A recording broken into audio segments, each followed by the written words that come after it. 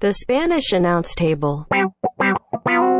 Speaking of Team Taz, it was Powerhouse Hobbs and Ricky Starks taking on Darby Allin, the TNT champion, and Cody Rhodes. And let's just get to it. Post-match, we saw the debut in AEW, called first here on Spanish Announce Table, of Sting. I called it first. I said his merchandise was missing on WWE. He hasn't been mentioned. There's no one talking about him. And now he's liking all of this other pro wrestling stuff that's not WWE. That's the telltale sign that I'm out of here, going somewhere else. Where else better than Cody Rhodes and AEW, who are falling in love with them? We got the iconic "It's Sting" from Tony Schiavone, which made everyone just, cry a happy tear when he said it. Sting is in AEW. He gave a long stare down to Arn Anderson, Dustin Rhodes, Cody Rhodes, and then lastly, and the most longingly look of maybe discontent or admiration towards Darby Allin. What did you think? I think we're getting Sting wrestling again, and I don't want that. Yeah. And whatever. Okay, so we're going to get Sting versus Darby Allin. We're going to get Sting versus Cody. Like, that is happening. Sting versus Cody, if nothing else is happening. A couple things. Look, if Sting is there because he's involved and he's bringing faces to the television set and he's a behind-the-scenes dude, great, amazing, 100%. And so I'm going to forgive a match or two because if that's what Sting wants to do because he's a wrestler and sure, whatever, it's going to happen. If Hogan showed up, he'd want a wrestle match, they'd give it to him, right? Like that's just how it goes. But this isn't what has been exciting about AEW, so that was a bit of a miss for me. Two, the performance of it was a bit of a miss for me. Why did Team Taz just powder out at the sight of Sting? They were scared of Sting, the 50, 60-year-old guy.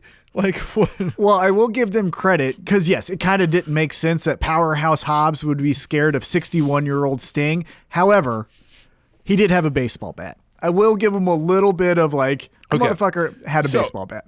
So now, I'll say that. If I can also, we keep saying we don't want to shit on WWE each week, but we're going to shit on WWE.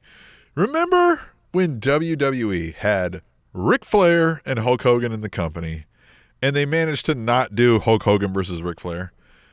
Now, back in the 90s. Yeah. Now, fast forward to, remember when WWE had Undertaker and Sting in the same company and found a way to not fucking do Undertaker and Sting?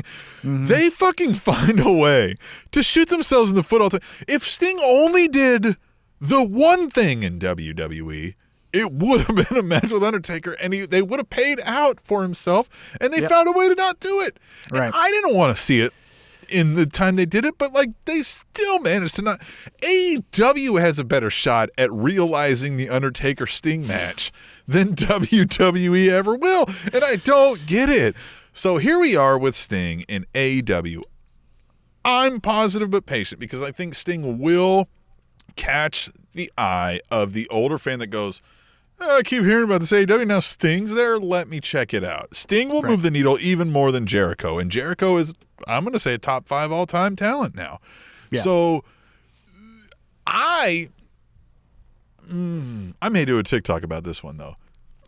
We talked about Bret Hart not being in the top whatever. I'm not putting Sting in the top whatever either for a myriad of reasons. Sting could have been anybody else, if you ask me. You could have put anybody else in a face paint up in a rafters, and they would have told the same story. You could have put Sting in face paint that went, and would have told the same story he ever told.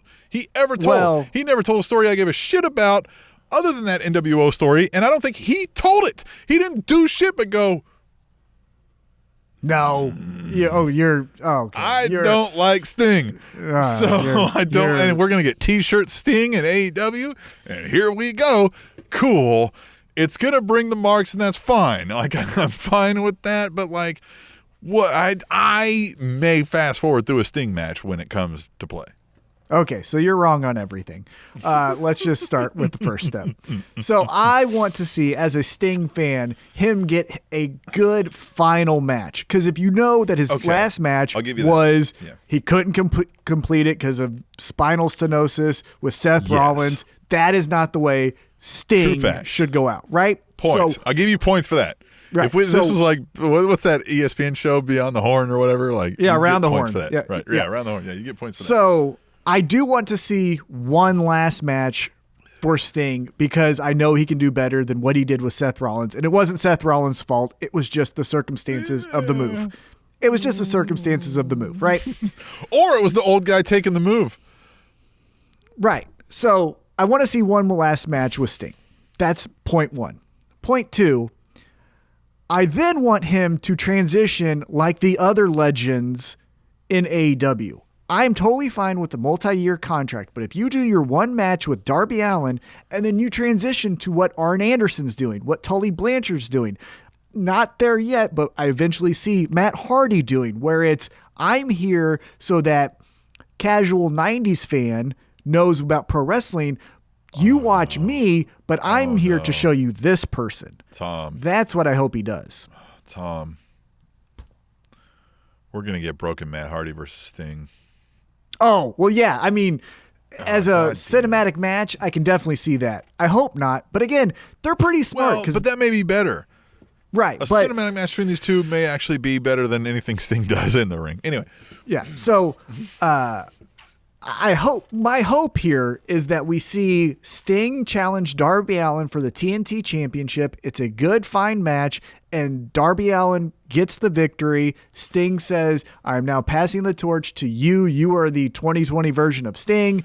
Go on your way, right? This is the new guy who says nothing and wears face paint. All right. Everybody clap for that. Fucking yeah.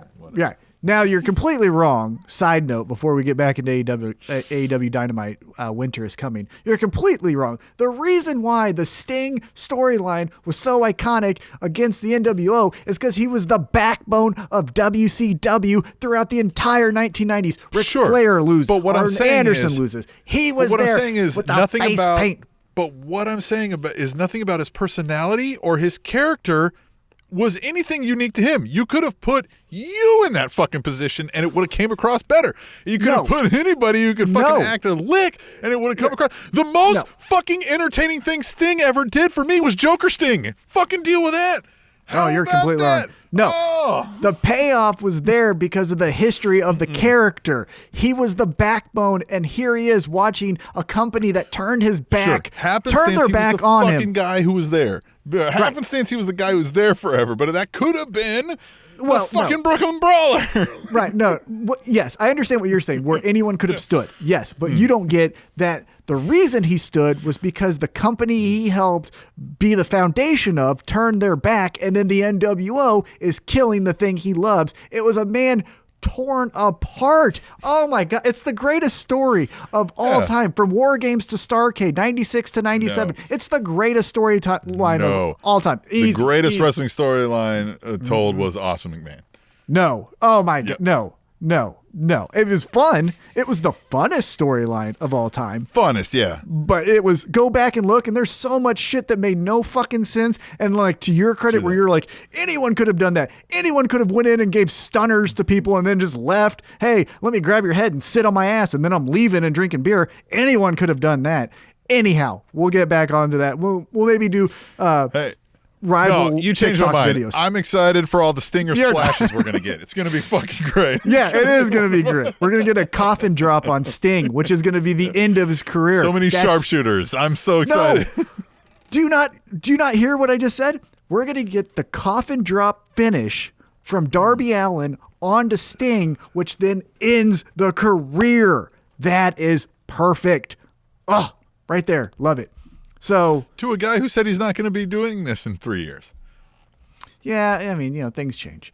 All right, so now, again, I don't have any more backstage segments, but as I mentioned, Jon Moxley cuts a promo saying he's going to go out there to defend his title. He does the homage to Pat Patterson, which was a great touch. Before I do move on to the next match, though, we did do a poll, and I wanted to share this with you. I asked on @Table Show, are you excited to see Sting in AEW? And with 67% of the vote, we got yes. Ooh, so, I mean, a third of the people here are along my lines of thinking. I see you. I mean, that's the wrong way to see I see you. I see you. Yeah, I see you. but the 2/3 aren't. No, we just got work to do. We got a lot more convincing. We got to make them see the light. All right, so then let's now get into the main event. Look, he was so boring. In fact, they could just put another dude in the same face paint, and you guys thought it was him.